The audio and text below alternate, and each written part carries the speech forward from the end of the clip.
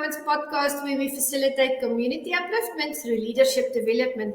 And today, and I'm going to bring him on, we have a very, very special guest, and I would love to introduce him. His name is David Pease. Welcome, David. How are you? I'm doing fabulous. Not a cloud on the horizon. Business is going off well as planned here in beautiful Northridge, California, the beautiful San Fernando Valley. How are you, Juanita? I'm doing so well, David. It's been such an amazing adventure since we've started talking, and it's a wonderful honor to have you on the Meticulous Moments show. Now, for those of the audience who have not been, introduced to you, I'm going to play a short clip so that they can see who David Pease is. So watch this, guys.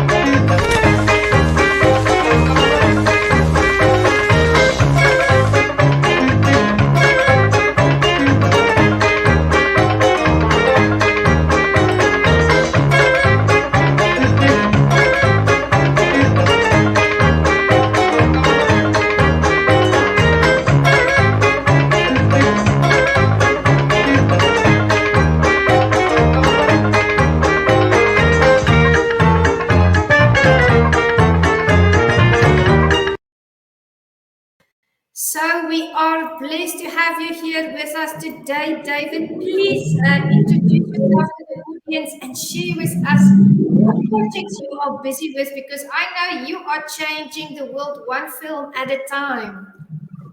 Absolutely fabulous, yes. Once again, my name is David Pease. I'm the grandson of Jack Stubbs, prolific pioneering motion picture director. My grandfather was best of friends with Walt Disney and Mickey Rooney back in the day. It's back in the 1930s, 40s, and 50s. Collectively, their projects date back to the 1930s, as early as the Charlie Chaplin days. So where Charlie Chaplin left off, my grandfather and Walt Disney picked up. And so they were pioneers in the motion picture industry, creating viewpoints and opinions that have been followed by Hollywood filmmakers to the tune of multi-trillions of dollars in profits in the box office on an international level. My grandfather's viewpoints and opinions have created gainful employment for the entire entertainment community for the past 100 years. Again, as their projects date back through the 1930s. Wow. So I'd like to talk about a couple of those pioneering projects, if you wish. Yes, please do. First of all, I'd like to start out with Tor, the original bombing of Pearl Harbor. And, that means tiger, tiger, tiger in Japanese. That's an American movie classic war film. This war film, 1971, my grandfather was unit production manager in this film. And he worked hand in hand with the prolific Asian film cinematographer and Akira Kurosawa. Akira Kurosawa's entitlement was the Emperor of Motion Pictures. He and the Japanese cinematographer and director Honda in Japan, created the original Godzilla films out of Japan, the old black and white ones where people were standing in these suits and like a Legoland. So they had to create a certain camera angle and lighting with which to create, the special effect of this big fire-breathing monster, you see. So those old school special effects is where my grandfather started with those pioneers of the industry.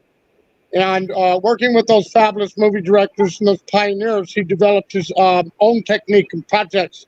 He specialized in art direction. Tor, being an American movie classic, is arguably the most accurate war film ever created in the history of motion pictures. More like a documentary, if you will. Yes. Guys like Steven Spielberg had to take a good look at Tor, with which to create viewpoints and opinions to bring about Saving Private Ryan with Tom Hanks, another tremendously accurate war film. when I say he was a pioneer, these are pioneering blueprints, architecture, if you will, for Hollywood filmmakers that my grandfather created throughout his career. And he was the little credit in the back that no one ever reads, with the A-listers, and they read the director. So my grandfather being the AD, assistant director, he's the fellow, the assistant director, who puts the entire day together for the entire cast and crew. He's the one who puts the project together. So he gives the director a great name, and he casts all of the Hollywood icons in his film with which to create their iconic careers.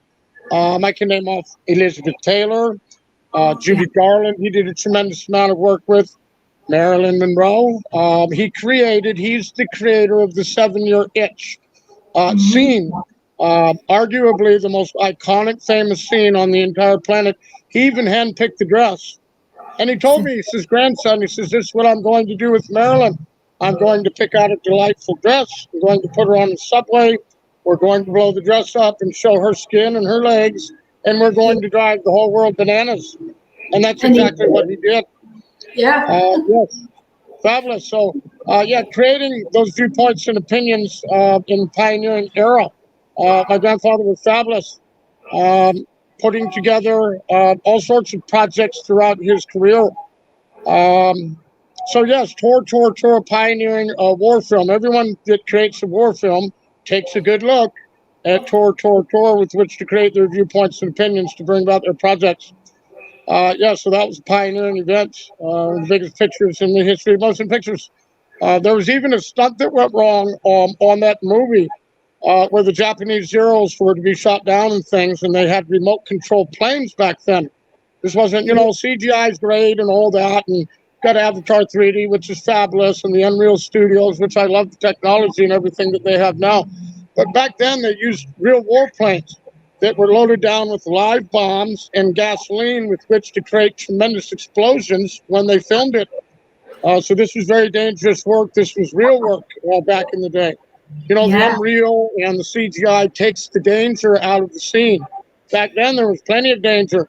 So there was a stunt that went wrong where they were filming at Hicken Field one day, and the Japanese Zero was to shoot out another one of the planes in the movie. And the plane malfunctioned, and it careened into the props where all the stuntmen were up on an aircraft carrier. And the stuntmen were running for their lives, diving into the tarmac and things, airplane propellers flying all over the place and shrapnel, And ironically, they used that scene in the film. And it was some of the best footage that they shot all day, as a matter of fact, because it was real. So back then, filmmaking was real. You had to put hard work into it, hands-on work. My grandfather specialized in art direction, working with Kiwa Kurosawa, Godzilla films and that, getting those viewpoints and opinions early on in his career.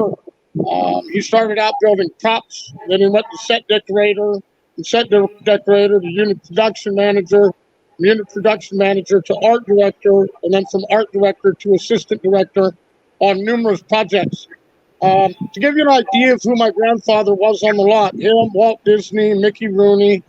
By the way, he was Mickey Rooney's booking agent and talent manager for years with the big grand piano. My grandfather, Elizabeth Taylor was going up for the role of Cleopatra. And they weren't going to hire her. They told her she was too fat. And my grandfather's that director who stepped in and says, I told those filmmakers, no, guy, that, this is my actress. She gets the part. So that's who my grandfather was on the lot. So he created a tremendous amount of, pioneering movies, and then cast all of the icons from those films he directed with which to mold their careers as well, which is absolutely fabulous work, pioneering work. And then I would like to touch on his art direction, Conquest of the Planet of the Apes. Everyone remembers the ape movies.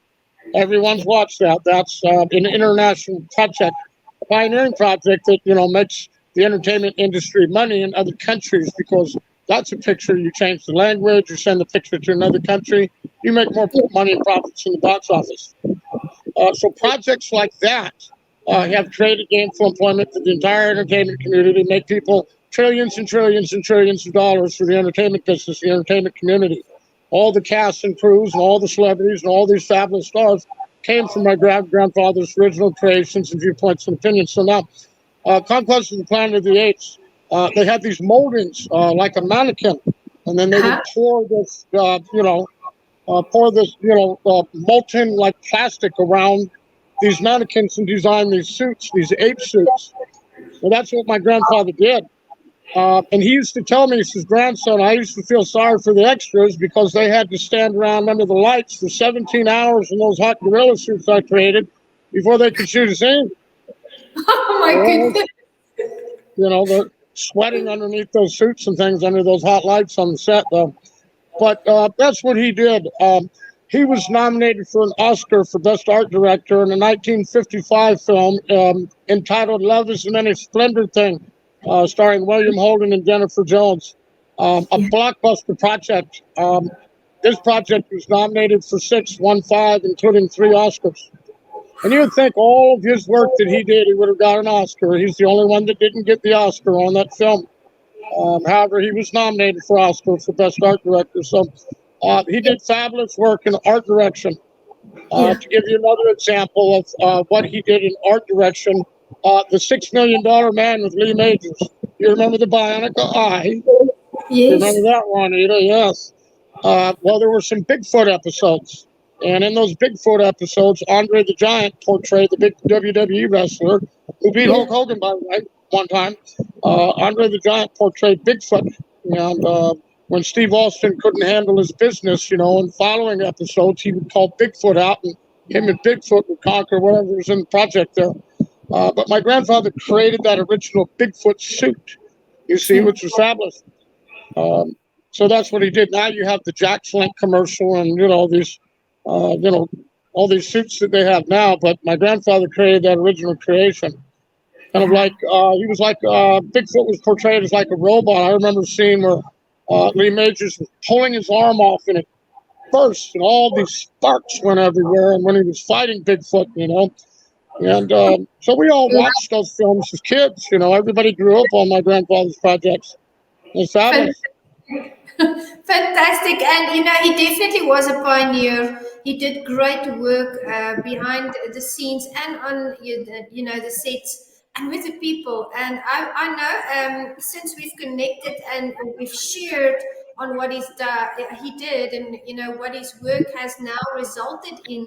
He was someone that built relationship. I mean, he became best friends with Walt Disney. He helped Elizabeth Taylor to get that part, and he was really a people's person, but also a wonderful, wonderful artistic person, designing the Godzilla suit and really thinking of ideas that no one in his contemporary time thought of. He was the first. He was the pioneer. So tell us more about your life as his grandson and how it was in the home and what is he like? What was your relationship with him?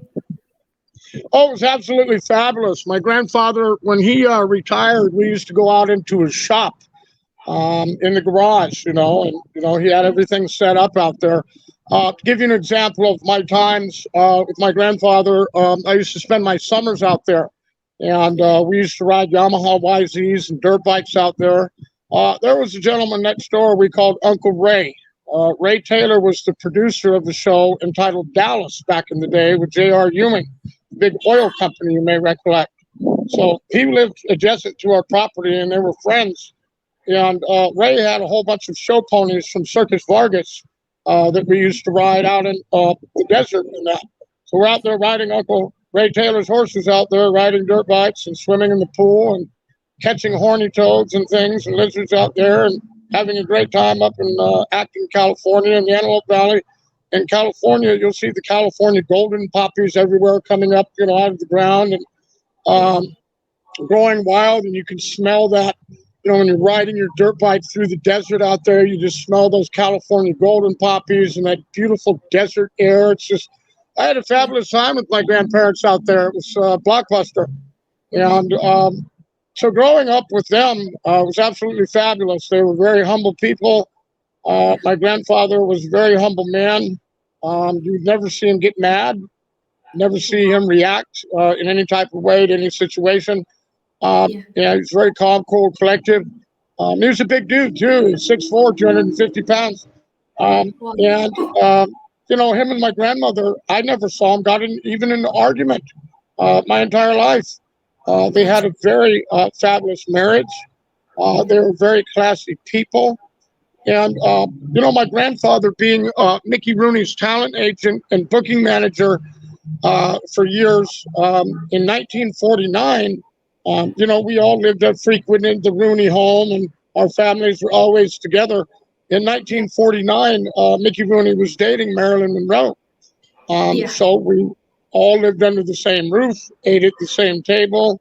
Marilyn Monroe, Mickey Rooney, my grandfather, Jack Stubbs, my grandmother, June, who was best friends with Marilyn before she passed away, which was, very upsetting to the whole world. And my grandmother was her, like they were best friends. She was changing of diapers with Marilyn and all the Rooney boys running around the house and that, So we're a family, a royal pioneering Hollywood family, if you will. Not only were we, my grandfather worked and, mold those actors and actresses on the set, but off the set, we were a family. We all collaborated, we all worked together, and lived under the same roof, ate at the same table. So we're, family off the set as well. I love that.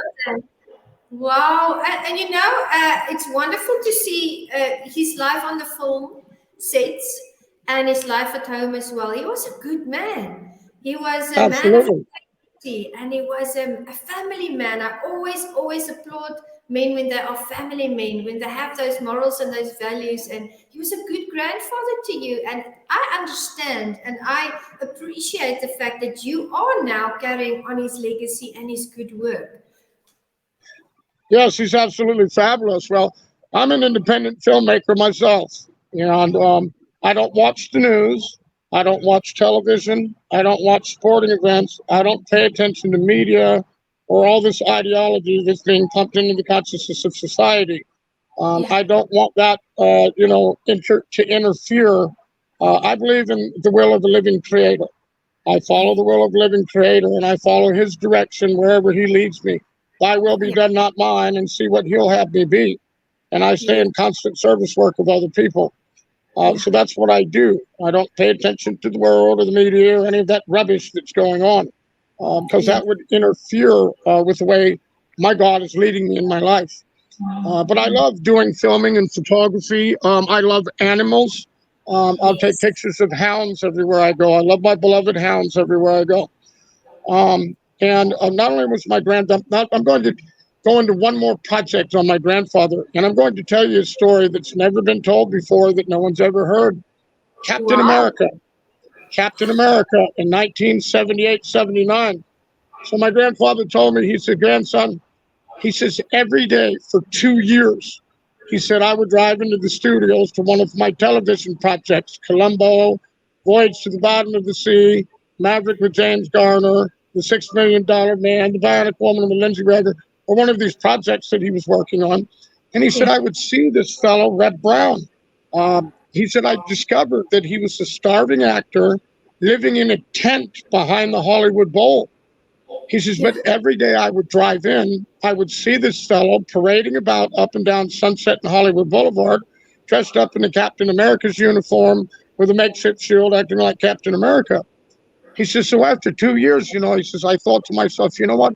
That guy really inspired me, grandson. He says, so you know what? I'm going to go out and get the guy and create Captain America.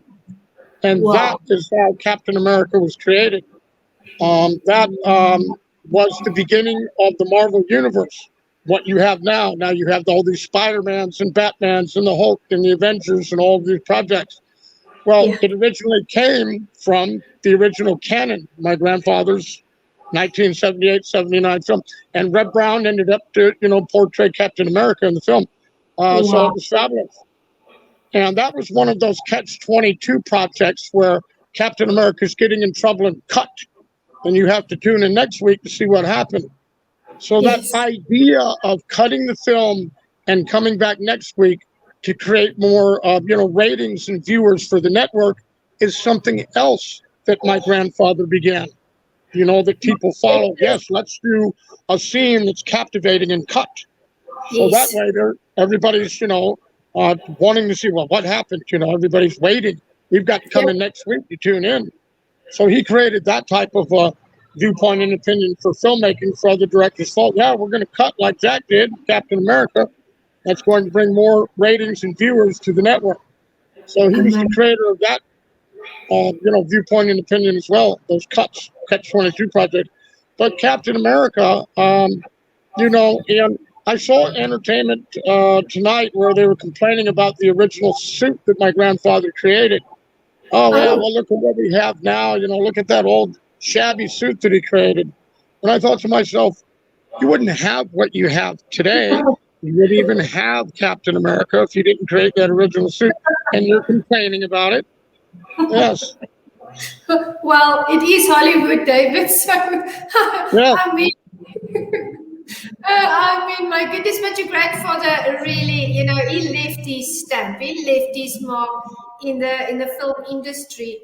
And you are currently also busy with a few projects. You have a lot going on. I love the fact that you're a filmmaker and that you have as wonderful ideas as your grandfather as well. You love animals. There's animal projects that we've talked about. And you're also a martial artist. You also fight. So tell us about those areas of your life. Well, with the martial arts, I trained with a fellow who's passed away now. His name was Howard Jackson, World Championship Kickboxing in Encino, California on Ventura Boulevard. So when I began doing martial arts and boxing and, working out in the gym. By the way, Sylvester Stallone with Rocky is the one who inspired me to, I got my first heavy bag and my speed bag and all that. After I watched Rocky, I told my dad, you got to get me a bag. Let's go out and do this, So Sylvester Stallone was a big inspiration on me. And so I ended up, and this is kind of how it works, I just keep bumping into these people by random. So I went to sign up at the school when I was living in Studio City about 30 years ago. And Howard Jackson, I signed up at the kickboxing studio. So I'm in there and I'm training and I'm doing flying kicks with the big heavy bag in there. And this fellow comes up and taps me on the shoulder. Little short guy with a blonde beard, glasses, and a cowboy hat. So taps me on the shoulder and he says, Dave, man, he says, you're going to kill somebody with that kick, man. And it didn't dawn on me right at first, but I watched him go into Howard's office and I realized it was Chuck Norris. And so when I went, after Chuck and they were done with their business, I let them handle their business. I went in, I said, man, that was Chuck Norris. He goes, oh yeah, Dave. He says, you didn't know. He says, we're great friends. We go way back. He goes, I play a bad guy, a villain on Walker, Texas Ranger all the time. So I was like, wow, how cool is this? I got, Chuck Norris tapping me on the shoulder. Hey, man, you're going to kill somebody with that flying kick over there, aren't you? So just by chance, I didn't even know who these guys were. But when Chuck came in, I realized who he was. I go, wow, man, you're a celebrity. So, yes, he's passed away several years ago, but Howard was fabulous. Chuck Norris was fabulous. He fought with Bruce Lee and all the icons back in the day in martial arts. Yeah. I have all sorts of friends on the red carpet. You'll see my red carpet appearances. I was at the 2022 Film Festival. My good man, Charlie Chiasi. He is a French film martial arts choreographer, and he has a film over in France. It's entitled The Last Bullet. It's a mixture in between, I would say, The French Connection, The Born Supremacy, and Jean-Claude Van Damme, all mixed in one. So it's fabulous. And he's on the red carpet with me. So that was interesting how that worked out as well, meeting with those people. I was at a Starbucks. I met Felipe Duran and Hannah Castera, motion picture directors in France. Felipe was an actor on Frasier with Kelsey Grammer back in the days where he got a start. Now he's a motion picture director. And I sat at their director's table for 2 days and watched them direct films in an altruistic fashion. They're directing like 12 projects at the same time.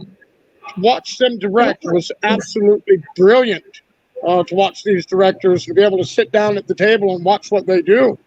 My grandfather being a director, and I'm watching Felipe, and he's got like 12 projects going on. And they're going back and forth in between the phone and the headset and the computer, and back and forth about. It's like, wow, this really is a lot of work what they're doing. But fabulous to sit down at the table and watch them. And so they invited me to their wedding. So I went to their wedding and I took some pictures and filmed their wedding, and I met all sorts of fabulous stars. And I don't speak French, so I sat down at the table with all of his family out there at the ranch and got to meet them. I had no clue that they were celebrities and actors and this and that because they all spoke French. So I was invited to the 2022 Film Festival at the Man's Chinese Theater by it was Lady Trillion, which is a fashion model, and this was her movie premiere. She invited me there, and so I was down there taking pictures on the red carpet with her. And Rashan Jane is her name. She's a fabulous model with Wow magazine, and her magazine is in Africa, where you're at, and reaches 50 million viewers within 150 different countries. So I was at a movie premiere, and my French filmmakers must have got wind of it, because when I was down there taking the pictures, all of a sudden, here all my French friends from the wedding show up. Hi, Dave. How are you? Here we are. Oh, wow. So that's when I discovered that Charlie Kiyosaki was actually a martial arts choreographer. And we've developed a very healthy relationship in music and entertainment over the past year. So that was fabulous how all that happened. So my projects, what my viewpoint and opinion is on in filmmaking is just this. My grandfather created old-fashioned value and morale in his filmmaking, which instills that ideology into the consciousness of society. Filmmaking is very influential on the way people act, talk, walk, their attitude, and what they do. After a Spider-Man movie, what do kids do? They want to crawl up in trees, crawl walls. They want to get Spider-Man's suit. They want to shoot webs, right? So my idea is just this. I have a platform on my Facebook, and it doesn't say anything about actor, or fashion model, or martial arts choreographer, promoter, independent filmmaker. It doesn't say any of those things that I do. And I'm a rights activist. It's visionforearth.org. And my visionforearth.org is a mantra for the world's platform, which has the capabilities to network with every electronic device on the planet.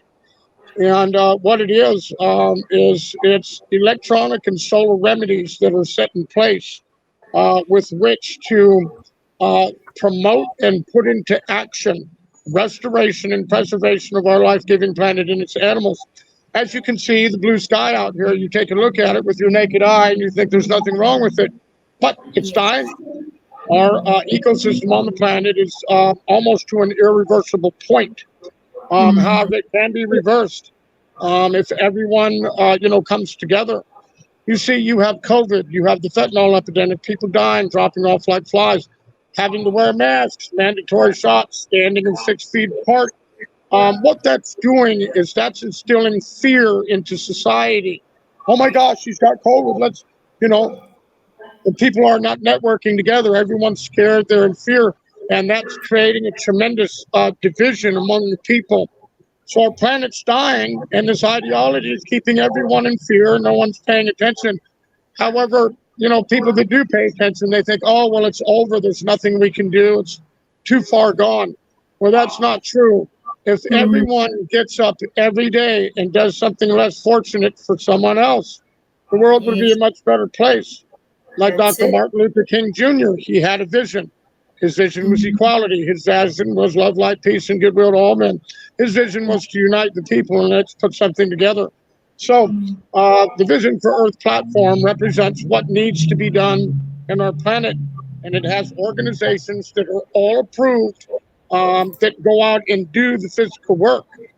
However, I have no executive producers. I have no funding for it whatsoever. And my writer with the project, he has to drive Uber to survive right now. He's not we're not these big celebrities who have all this money at the moment. So I want to get him working on that project 24/7. So I need money for the platform with which to expand it, to network it.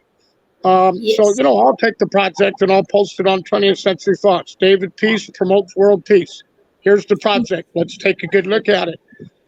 Because it's reality, it's real, it's the truth, it's all approved, It's all legitimate, verifiable, tangible information.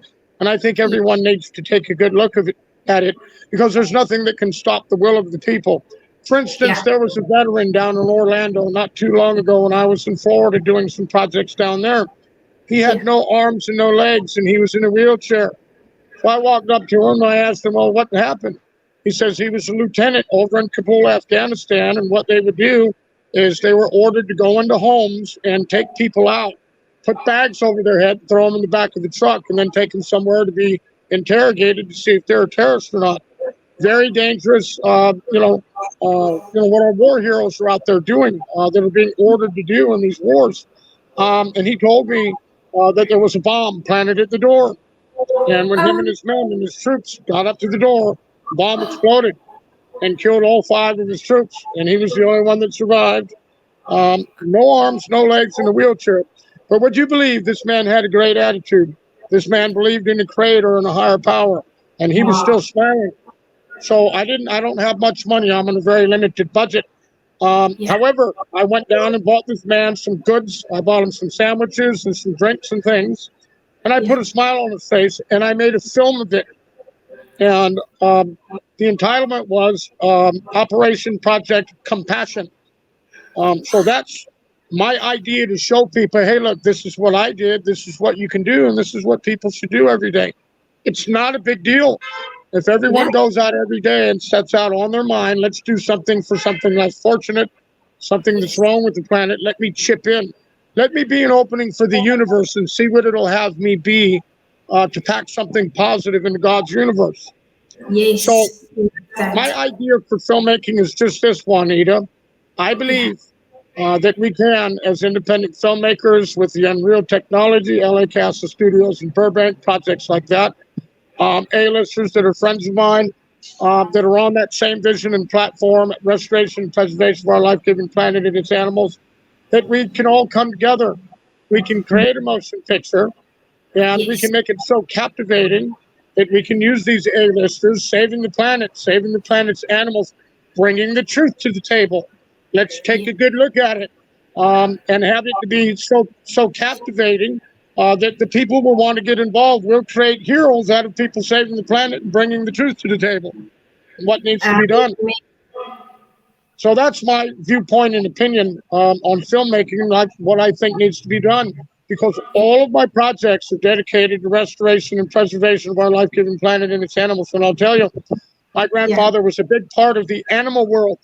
Not only did my grandfather create pioneering motion pictures, cast icons and mold their careers, but he also created, built, and designed with his hands the Shambhala Wildlife Preserve for the actress T.P. Hedren from The Birds with Alfred Hitchcock, if you recollect. That's Melanie Griffith's mother. That was when Marilyn Monroe passed away. That was my grandmother's best friend, was T.P. Hedren. And so after church on Sundays, we both, and that's in Acton, and that's where my grandfather retired, so it wasn't far. My grandfather would carry me and my sister and my cousins and that, and we would all go out to the Shambhala Wildlife Preserve and have brunch with TP and Melanie Griffith. So that being a pioneering animal refuge project, that particular project is a blueprint for the world's animal refuge projects. Anyone who creates an animal refuge project takes a good look at my grandfather's Shambhala Wildlife Preserve, which went to create viewpoints and opinions to create their project. Well, how did Jack do it this way? What did he do here? Okay, this is how we're going to do ours. So he was very big in the animal world in creating the blueprint for not only celebrities, but the world's animal refuge projects. So the animals are a very important part of our ecosystem.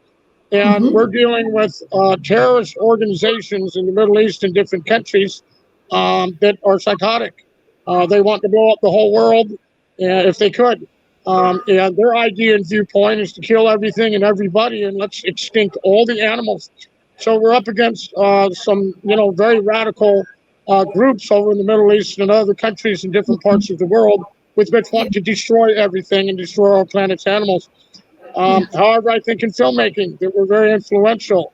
We can instill, heroes of A-listers saving the planet and its animals into the consciousness of society. And once again, there's nothing that can stop the will of the people. The people can get together and put it into action. So my Vision for Earth platform, is represents what needs to be done. So you can go Yeah. on my platform and you can take a good look at it. So I'm following in my grandfather's legacy and his footsteps, what he had set in place. Mm-hmm. And that's restoration and preservation of our life-giving planet and its animals, old-fashioned values and morale. Let's bring Yes. something good back to the table. There's all this Mm. death and destruction in filmmaking now. Let's bring something back that has old-fashioned value and morale and instill Yeah. that. Because our world is in trouble and something needs to be done now. So I think everyone should get together in an altruistic fashion in a great big melting pot and let's produce a project. Let's create a project. I agree. I agree, David. And if we bring back those wonderful values and principles and that information to the upcoming generations, we will definitely bring back a sort of a characteristic about humankind, which I also find lacking, and that's that we should be kind and considerate and treat people with dignity and look after the earth and help those that cannot help themselves. And that's why I love having you here on Meticulous, because I stand for community and I stand for upliftment and leadership and development. And I really feel that you are actively busy facilitating that process, like your grandfather facilitated the suits and the sets and the actresses and the nature reserves and the family setting at home. You have taken the baton, and that is exactly what you are doing now. And to the audience, David and I have had a conversation. We are going to be locking in hands and working on projects together, because we have to bring that awareness outside, and we have to, like you've mentioned, that beautiful word, the consciousness. We have to bring back that into people's consciousness. So how can we elevate you? How can we support you? How can we follow you on your project for Vision for Earth and your other projects? Well, another one of my projects is a homeless outreach project here in Los Angeles. You have about 200,000 homeless people. So I would like to make films of me and others going out to these hobo encampments and these tent cities and things where there's a problem, and it's not, and interviewing these people to see what got them there, what happened in their life, what were the circumstances, why are they there, is the economy, why can't they, like here in California, everything's priced out. I went up to my hometown of Tahunga, where they do a tremendous amount of filmmaking up there, and I had an apartment when I was a kid for $500 a month, a one-bedroom flat. Well, I went back there and visited, and I seen a kid coming out, and I asked him how much he paid rent for that, and he said $2,500 a month. People, can't keep up with the economy. Yeah. They call it, inflation, but really what it is capitalism. And if capitalism continues the way it does, if you go to my Vision for Earth platform, I have a project on capitalism that you can read. It will show proof, without the shadow of a doubt, that if inflation and capitalism continue by the year 2050, everyone will be in the poorhouse, including the rich guy. When you're out there paying $50 for a bag of potatoes, that's going to cause mass hysteria, you see, and that's what it's headed for. You see, so you have all these people who are homeless out here in RVs and tents and things like that because of the economy, because they can't afford it. People who live in this world here flipping, these guys are flipping, wasting all of their talent, flipping hamburgers at McDonald's all day on a dead-end job and working two of those jobs, double shifts, with which to have enough money to go rent an apartment to live to somebody, like next to somebody in a cracker box who probably doesn't like them, you see. So I understand where these people are coming from. You don't want to be in that situation. So I'm a slave to this almighty dollar. So I can't, I can't awaken. I can't, put in my art. I can't put my 2 cents in. I can't put in my viewpoint and opinion or my vision, because I'm too busy flipping hamburgers so I can hurry up and go pay someone to live in an apartment that someone doesn't even want, live next to me. I'm not going to do that and waste my time. Not me, anyway. But people are doing that, and I think it's just like turning people into slaves to that almighty dollar. So people can't be what they can be all they can be, and keep an open mind, remain teachable, and create viewpoints and opinions to put what they can into the universe. So it's like a system of slavery, I think, to the almighty dollar. People can't do what they want to do. They can't be creative. They can't go out and do other things because they're too busy in the hustle and bustle of life to make a dollar so that they can support themselves to me to be in an uncomfortable situation. Yeah. So what I wish to do is go out and film these people live. What I need is I need hygiene products. I need tents. I need sleeping bags. I need to Yeah. take a big bag of hot dogs, hot dogs, and go out and feed people. Give them some, Yes. sanitation items and things, and hygiene items, and tents and sleeping bags and things like that, and Yeah. give them readily available resource information that they can reach out to and get that they don't know about, and educate them as well, and Yeah. interview them, interview these people and see why. What's got you out here? Is it the economy? Is it because you had a domestic problem, and now you're out here with your kids, and they have a 1-800 number that you can call, and they give you shelter during the months of November and April out here in Los Angeles. It's called the Los Angeles Winter Shelter Project. And so when I go out and talk to these people, I would give them this 800 number, and the 800 number, you call it, and if the weather permits, if it's too cold or raining, they have Yeah. motel vouchers that they give you. So there was Wow. this woman out there that was in her car with a dog and kid. And I told about the Winter Shelter Project. You can call this number. You can get a hotel. And she's like, man, God bless you, Dave. Me and my daughter, I lost my job. We've been living in our car for 4 months. We never even knew about this number. She called the number and she got a 5-day motel voucher. That's Oh, enough time for a person to get in there, get cleaned up, sleep in a warm bed. And 5 days is even enough time to, go fill out an application and get a job, get a paycheck by Friday. So, just things like that, little things like that, to go out and do. Like I helped the homeless vet, I bought him goods and things, and made a film of it. I wish to yeah. continue to make more films of that. I also wish to travel about the world and all over the country and investigate animal refuge projects to make sure they do what they say they're doing. Make sure it's a kosher place, and I can do a film of it, and I can record it, and I can do an interview with whoever owns it. Make sure they're doing what they're doing, and take a good look at it, and take those films and add them to my Vision for Earth platform on an animal page. That way, if Yes. somebody, has a giraffe or a rhinoceros or a crocodile, alligator that needs to be saved, they can go, okay, we'll go to Dave's Vision for Earth platform. We'll go to his animal page. We'll take a good look at the film. We'll see that it's a kosher place, and it's free from poachers and things, and we can send our animal there. Dave already checked it out and send the animal there. So I want to get approved, animal refuge projects and add them to this Vision for Earth platform so people have some material to work with. If they need to save an animal somewhere so that the animal doesn't perish, because our Yeah. animals are, perishing, and they go through a tremendous amount of atrocities throughout the world every day. It's unbelievable. Yeah, I love that. And you are spreading your love and your light and your expertise, your time, your knowledge out there. I mean, look at how you helped that woman in the car with the child and the animal, the dog.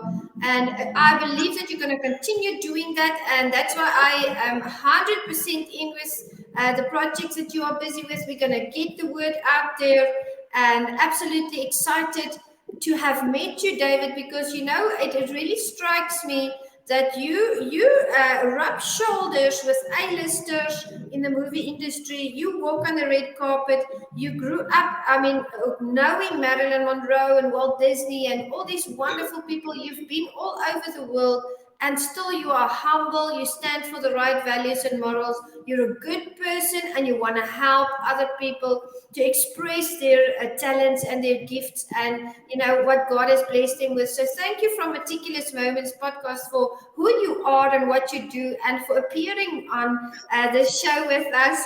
And I want to ask, before we close, do you have any words of wisdom for the audience that you want to leave them with? Yes, I would just like to say, once again, there's nothing that can stop the will of the people. Our world is in a troubled place. It's dying. Everyone needs to get together to do the right thing to create restoration and preservation of our life-giving planet and its animals. If everyone, every day, gets up and do like what I did for that veteran with no arms and no legs, the world would be a much better place. I believe everyone needs to come together in an altruistic fashion to just, wake up every day and put it on your mind. Hey, somewhere throughout my day and my journey, I'm going to be put in a position where God is going to show me something that I can do for someone less fortunate or something less fortunate, because we see the tragedy all around us. All you have Yeah. to do is open your eyes and pay attention to what's going on around you. And you'll find all kinds of projects that you can go help someone, because the Yes. world's in trouble everywhere you go. You see it everywhere, all over the streets, all over the country. So if everyone got up every day and did something less fortunate for someone else, the world would be a much better place. I love that. Thank you so much, David. It was a blast to have you on. I've learned so much. Every time we speak, I learn so many things, and your character is rubbing off on me as well to open my eyes even more to situations in the community. Thank you for facilitating, all of these projects. And audience, David and I are going to be back.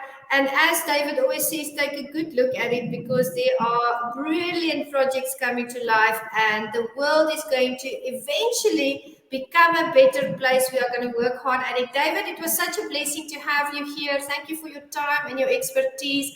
And we'll see you in the next session. We appreciate you. Fabulous. Let's take a good look at it. Amen. Thank you, David. Have a wonderful rest of your day. We are now going to All right, go. you as well. It's always a pleasure. I look forward to working with you in the future, collaborating, creating viewpoints and opinions, bring some projects together. Amen. We're going to do it. We're going to do it. Thank you. Thank you, David. See you soon. All right. Thank you so much, Bonnie. Bye-bye. Bye.